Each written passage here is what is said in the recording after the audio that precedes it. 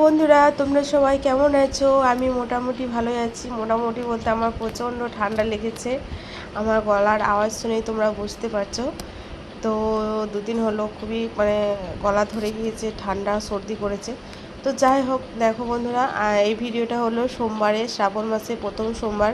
তো আমি আর ছেলে দুজনে মিলেই বাড়িতে পুজো করলাম, শিবের মাথায় জল দিলাম। তো সেই ভিডিওটা চলো তোমাদের সাথে শেয়ার করি। তো দেখো, আমার পুজো করা হয়ে গেল, তারপরে ছেলে পুজো করবে।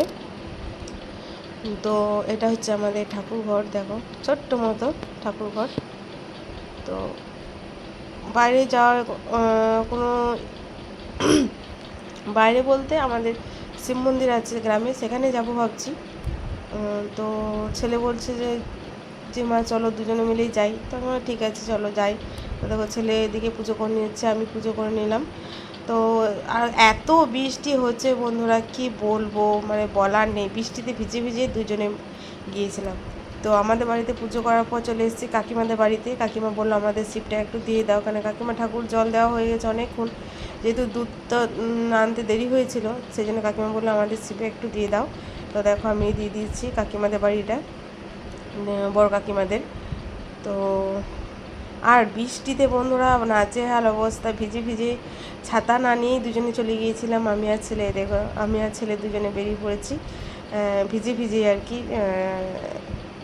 হালকা খুব একবার করে জোরে আসছে, একবার করে হালকা হয়ে যাচ্ছে। তো দেখো, আমি আর ছেলে দুজনে মিলে যাচ্ছি, আর রাস্তা পুরো ফাঁকা, বৃষ্টি হচ্ছে যেহেতু। আর দু একজন করে আসছে জল ঢালতে, ছেলে দেখাচ্ছে। তো এই দেখো, আমাদের শিব মন্দির চলে এসেছে। আমাদের পায়ে হাঁটে 2 থেকে 3 মিনিট রাস্তা হবে, 2 মিনিট হবে, 3 মিনিটও হবে না। তো আর এই কাদাতে বাবার এই কী অবস্থা দেখো। তো আমাদের যেহেতু গ্রামেই মন্দির, বাবার শিব মন্দির। তো দেখো, চলে এসেছি, ছেলে আর আমি। এদিকে বৃষ্টি হচ্ছে, বুঝতে পারছো, প্রচণ্ড বৃষ্টি হচ্ছিলো। আর এখানে অনেকেই এসেছিলো জল ঢালতে, এক এক করে সবাই আসছিলো। তো আমরা যখন এলাম তখন ভিতরে কজন ছিল, ওরা পুজো করছিল, তারপরে আমরা পুজো করে নেব। তো দেখো, এটা আমাদের শিব মন্দির। আর তোমরা কে কে সোমবারে জল ঢেলেছো কমেন্টে কিন্তু জানাবে।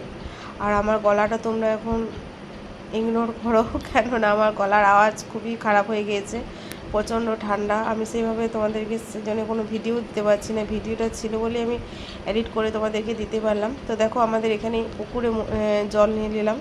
এখন তো সেই লাস্ট সোমবার ভেবেছি নদীতে থেকে জল নিয়ে আসবো। তো আমাদের এই মন্দিরের পাশে এই পুকুরটায়, ওখান থেকে জল নিলাম, আর বাড়ি থেকে দুধ নিয়ে এসেছিলাম। আর দেখো, ভেতরে ওরা পুজো করছে, ওদের পুজো হয়ে গেলেই তারপরে আমরা জল ঢেলে নেব। তো ছেলে সেদিন স্কুল যায় নাই, বৃষ্টির জন্যই যায় নাই। আর এদিকে তারপরে পুজো করবে বলে আরোই যায় নাই। তো এটা তো শ্রাবণ মাস, শিব বাবার মাস। তো বাবা শিবের, তো চলো আমরা পুজোটা করে নিই। তারপর দেখো, এটা হচ্ছে ভিতরে আমাদের শিব বাবা মন্দির, তোমরা দেখছো নিশ্চয়ই। তো পুজো হয়ে গিয়েছে আমাদের, পুজোর সময় তার ভিডিও করতে পারেনি, পুজো হয়ে যাওয়ার পর তারপর ছেলে ভিডিওটা ধরে দিয়েছে।